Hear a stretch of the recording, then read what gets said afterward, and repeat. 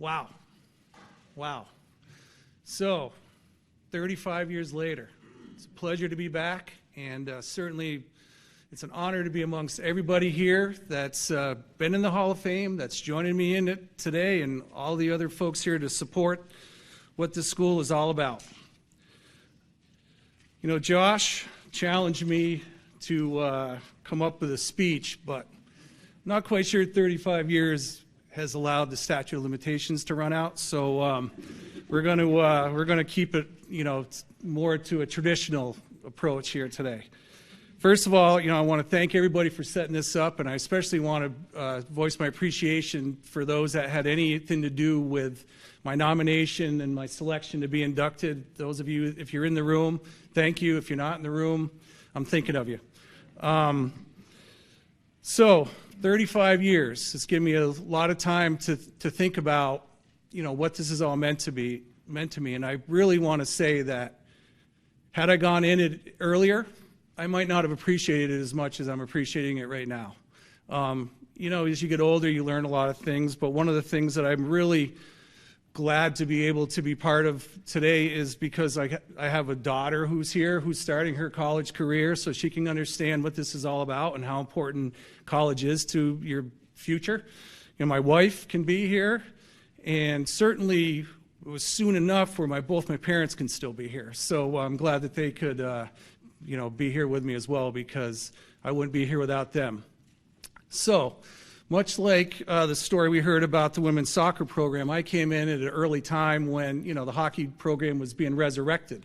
And, you know, as a local kid, as we heard earlier, you know, I wanted to play college hockey, but as a Vermont kid in the early 80s, there wasn't a whole lot of demand for those of us.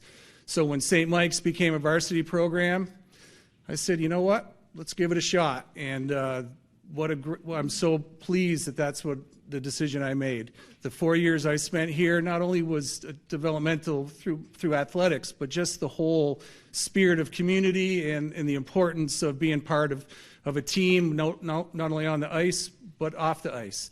St. Michael's has come a long ways since then, and as I was saying to some of the folks earlier, you know, my diploma from '87 looks better every year, so keep up the good work, St. Mike's, you know.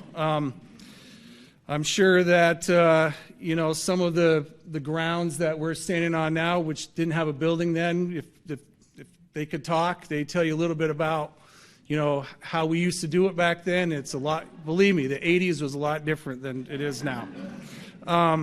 And before I get too much further along, come on, the coat? Seriously. So the importance of this is I didn't even realize the importance of this when Chris and Zaf pointed out that I'm channeling Ed Markey. So if that's what I had to do, then that's what I'm doing. It's great seeing some of the old guys, you know, Zaf and Brian and Dave Landers. Couldn't be happier to see some of, and Chris, of course. It's been a long time. So I want to talk just a little bit about, you know, time since St. Mike's. So I left St. Mike's 87, went to school in 88 to go to Norwich, and you know, I bailed on this part of this state for a little while because it was tough to graduate and then act like a graduate if you're still in the same town, especially Burlington in the 80s.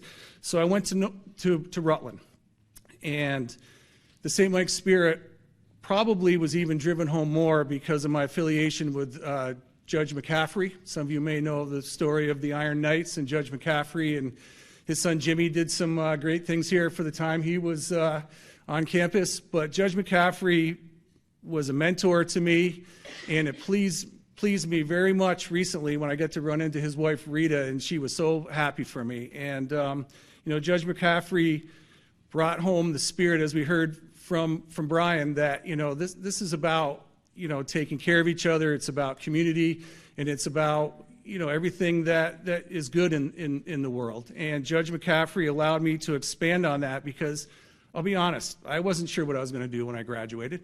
So luckily running into that and having that St. Mike's connection, the network that comes with it, I'm so happy to have been part of that.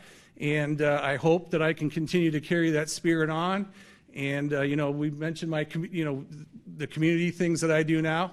That's just an extension of where it all started, right here. And Without it, not sure where it would have ended up. But once again, thanks for having me. And we don't have the hat, though, Josh.